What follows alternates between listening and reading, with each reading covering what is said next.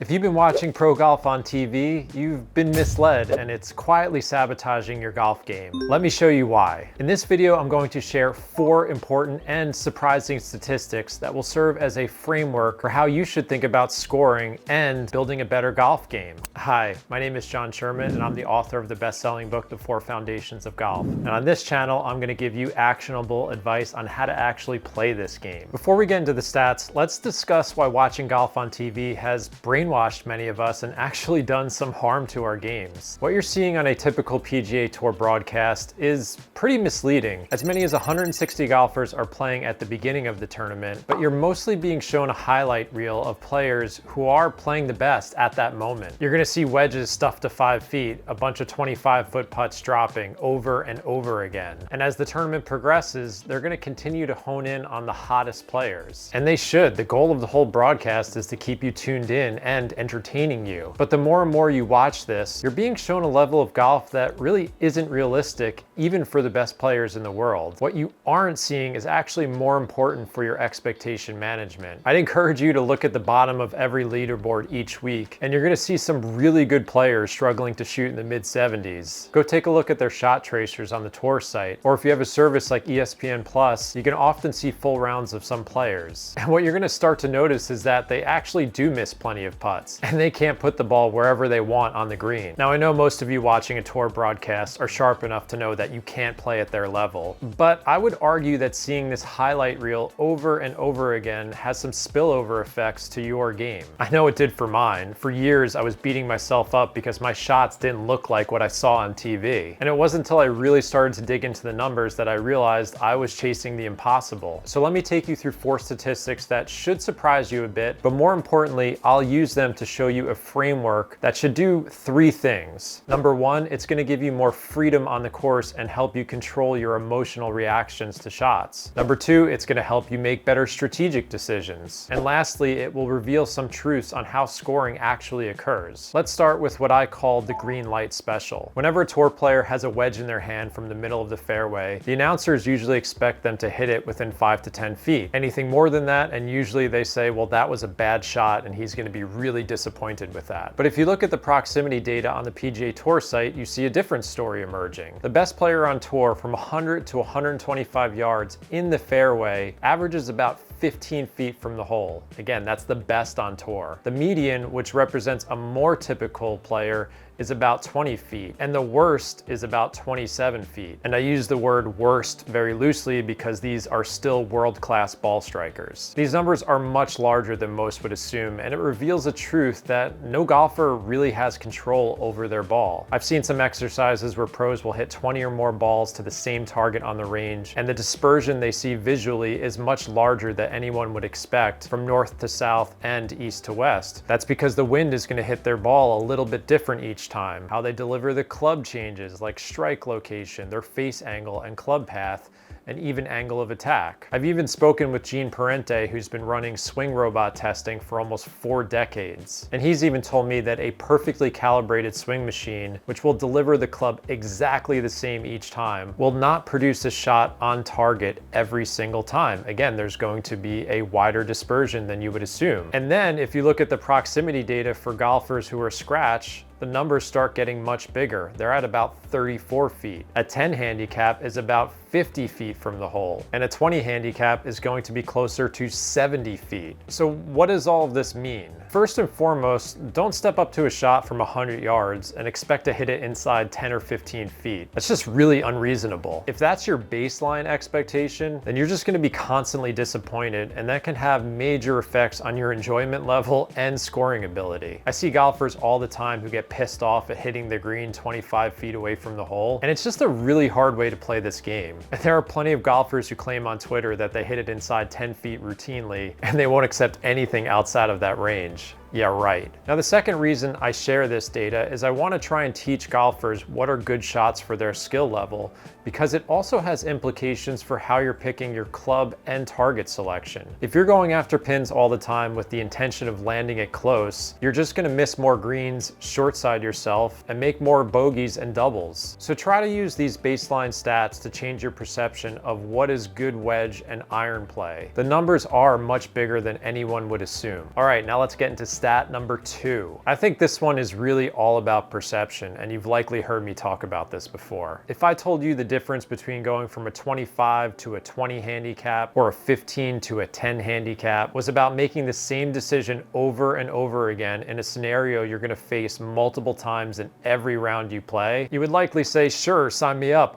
I will do that. So the scenario I'm talking about are recovery situations. This is when you're in the trees, a fairway bunker, probably closer to the lip, or just have a really bad lie in the rough. Essentially, it's any time you've put yourself in a difficult spot with your tee shot. Now, when we watch on TV, it always seems like the pros are threading the ball under, through, or above the trees, and they make these amazing pars and sometimes birdies. But I think one of the most eye-opening statistics I read in Mark Brody's book, Every Shot Counts, is that tour pros are actually making bogey 80% of the time from recovery situations. Again, what you're shown on TV is not the norm, it's more the exceptional. Now, when most golfers get into a recovery situations, they usually ask themselves, what can I do to make a good par from here? And inevitably, that line of thinking lures them into a bad decision, and it becomes a blow-up hole sometimes. But if you simply asked a different question, like, what can I do to make a good bogey? Well, then you would likely choose the easier route and just get the ball back to safety. If you are serious about improving your scores, it really is that simple. Now, it's not going to feel that simple on the course because your mind is racing and you're likely angry at the tee shot you just hit. But if you've been watching my videos, reading my book, you keep seeing me point out that the scoring difference between all handicaps is more about making good bogeys and avoiding doubles and worse than it is about pulling off miraculous shots. I know this doesn't sound exciting or sexy, but it's really the truth. I've been ringing this bell for almost 10 years. Multiple times around, you are likely going to hit an errant drive. You make the right decision and watch your handicap drop. All right, let's talk about stat number 3, putting make rates. I like to think of putting as a different game inside of golf where the rules are a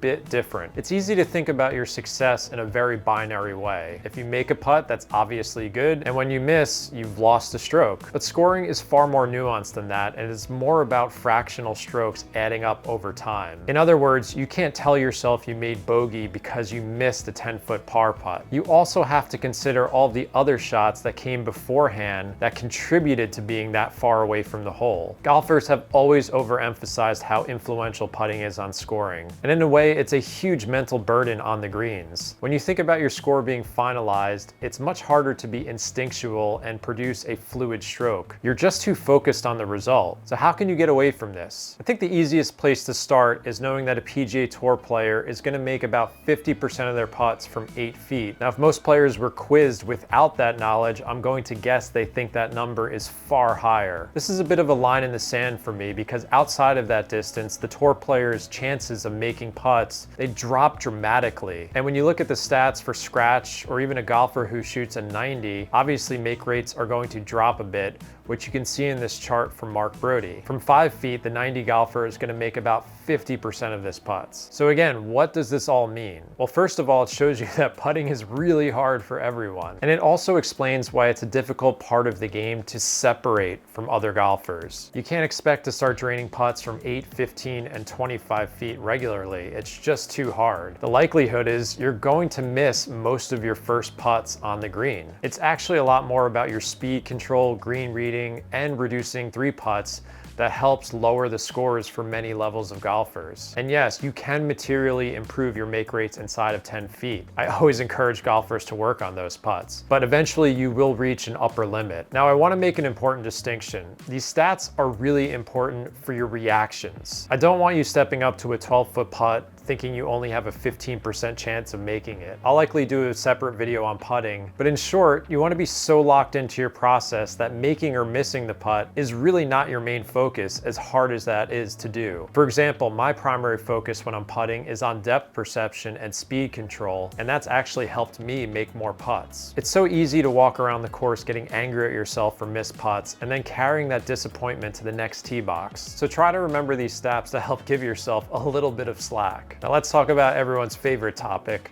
Birdies. When I first took up golf, I assumed that I would get better by knocking the ball close to the hole and just making more birdies. I played that way for many years and the results weren't that great. And a lot of it had to do with how straightforward golf looked on TV. I just naively assumed that that's how I was going to break 90 and then 80. I think this might be one of the more important concepts in golf. Of course, at the pro level, they need to make a ton of birdies at certain tournaments to win at -20 or even -25 and beyond. But the best player on tour usually averages about 4.5 birdies per round, which is really insane considering the difficulty of the courses they play. But a typical tour player would average close to about 3.5 birdies, which I'm going to guess is far less than most people would assume. Now, if you look at scoring averages, most of this is done on par 5s, where they average about 4.6 strokes, and they're usually slightly over par for a par 3 or par 4. And this was really Tiger's recipe. He would devour the par 5s and make tons of birdies and even eagles. And then he would kind of lull the field to sleep by not making many bogeys on par 3s or par 4s. And because he gave himself so many looks being on the fat side of greens, he would absolutely roll some birdie putts in too. Now, your typical scratch golfer is going to average somewhere between 1 to 2 birdies a round. But when you get beyond that into the 5, 10, or 20 handicap region, birdies are happening very infrequently. So the recipe for most golfers would actually be adding a stroke to what the pros are doing. Take care of business on par 5s and make a lot of pars, and then reduce double bogey and blow up holes on par 3s and par 4s. In other words, make good bogeys at times. So the thought of birdies ties together everything I've discussed so far in this video. Your proximity to the hole and target selection on approach shots, how you deal with recovery situations, and expectations on the putting green. They are all not pointing to making tons of birdies. Better golf is really not about spectacular outcomes. Of course, they're nice when they happen, and I want you to be excited when they do, but it's more about your ability to problem solve, play within your skills, and avoid big numbers more often. Now, this all sounds really simple and straightforward when you're watching this video off the course, but when you're in the heat of the moment, you're constantly going to be lured into going in the opposite direction. And that's when you have to coach yourself and think rationally, and I try and do my best to help with that process. If you've enjoyed all these thoughts, you'll love my best-selling book, The 4 Foundations of Golf. The link to purchase on Amazon is in the description below. And don't miss my last video where I share the secrets of making a successful swing change, or if you should even do it in the first place.